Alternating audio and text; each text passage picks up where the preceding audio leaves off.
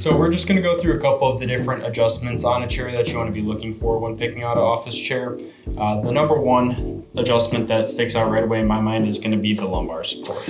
Absolutely. Like with what we talked about before, I mean, having that low back support is really important, not only for the low back, but for the cervical spine as well. In order to maintain that proper curvature of the spine and to try to take some of that pressure off some of the muscles that we talked about earlier. Some chairs are going to have the lumbar support. You want to make sure that chair as well has an adjustable back on it. Let's say there is a lumbar support on a chair, but it's hitting you in the wrong spot. Is that really going to do anything for you? No, it's probably actually doing the opposite. You want to make sure that the back height is adjustable to get that lumbar in the right spot.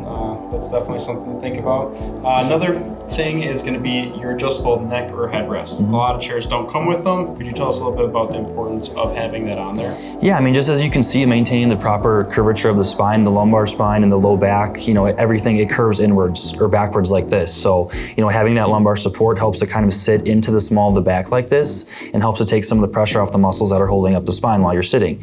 Same thing is true for the neck. As you can see, the neck kind of curves backwards like this as well, which is why it's so important to be able to adjust. And, these chairs are so great because, everyone's body's made a little bit differently. So being able to kind of make those adjustments to fit you specifically is super important and is going to help you feel the best you can in the office. Awesome. Another big adjustment is going to be, your adjustable armrests. A lot of people talk about having that pain in their neck, and I feel like a lot of that tension I found personally comes from not using an armrest that supports me to alleviate kind of that tension you have on your arms all day. Sure. And we talk about this in the office, and we call it the rule of 90. So what that means is basically we're talking 90 degrees. So, when we're sitting in a chair, it's important to have these things, for it to be adjustable so that we can kind of adjust and find the angles that we're looking for. So 90 degrees, we're talking about from, our torso here to our legs should be about 90 degrees.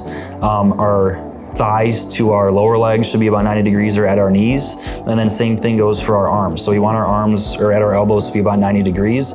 So in order to keep all those angles correct, it's important to have a chair that's adjustable, like you said, to kind of tailor the individual. Another feature on these chairs is going to be your seat depth slider. So again, going back to kind of that proper blood flow, same thing. When the seat's back too far, I feel like I lose that circulation in my legs again. We see this a lot with taller people. The average chair is built for a 5'11", 190-pound male is what we kind of find in the industry. So, having that on there is a great option, I think. What are your thoughts on that? Yeah, absolutely. I think, I tell my patients in the office that, when you sit in a chair, you essentially what you want to do is put your butt all the way to the back of the seat when you sit down, and that allows you to maintain that proper posture or that proper posture in the low back, especially with something like this that has a nice lumbar support. So, being able to kind of adjust that and move it forwards and backwards depending on, your height, your weight, or, how big you are. Everyone's a different build, so that's super important too.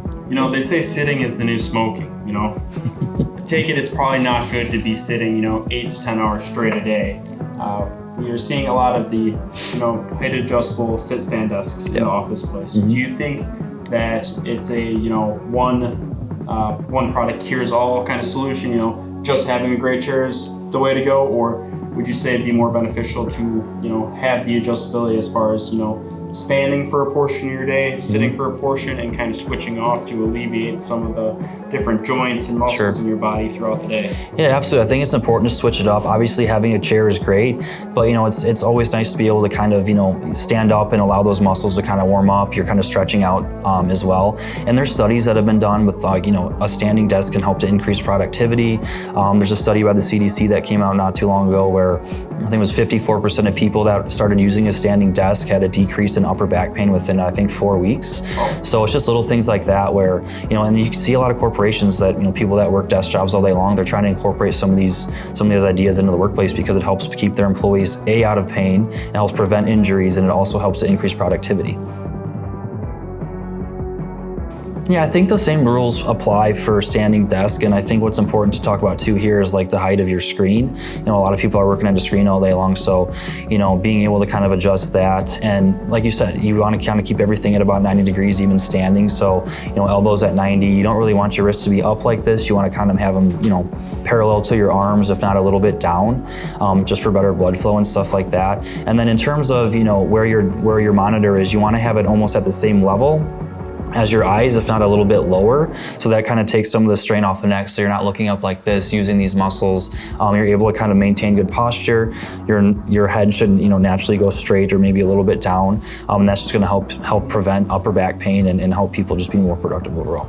So back to my favorite saying, your next position is the most ergonomic position. That kind of goes back into sitting, standing, moving around throughout the day. Obviously, if we sit here and we're super tense, in the same position in the chair all day long, we're going to get tight from that. Absolutely. So what would your recommendation be as far as, someone who does have a sit-stand desk and a chair that might not be using both equally? They've kind of fallen off the kind of, bandwagon. At first they were using their height adjustable desk quite a bit, and, now they're just back to sitting full time. Would you say it's good to switch it up, every 30, 45 minutes, or just kind of more so what's comfortable for you? I think it's kind of, everyone's a little bit different. If you're comfortable sitting for longer periods of time, go for it. If you start to get a little bit antsy and want to switch it up and stand, and I think it's important just to kind of keep your body moving. You don't want to get too, everything in moderation. So, and like, it's hard for me to say, like I said, everyone's body's built a little bit differently. Everyone's a different build. So, if you're comfortable sitting longer and standing once in a while, that's great. If someone feels like, they're more productive standing up or it feels better, that's fine too. I tell patients, I say, just listen to your body. Your body's going to tell you what it wants. If it starts to get uncomfortable, it's trying to tell you something, and it's your job to listen to the call and just do it.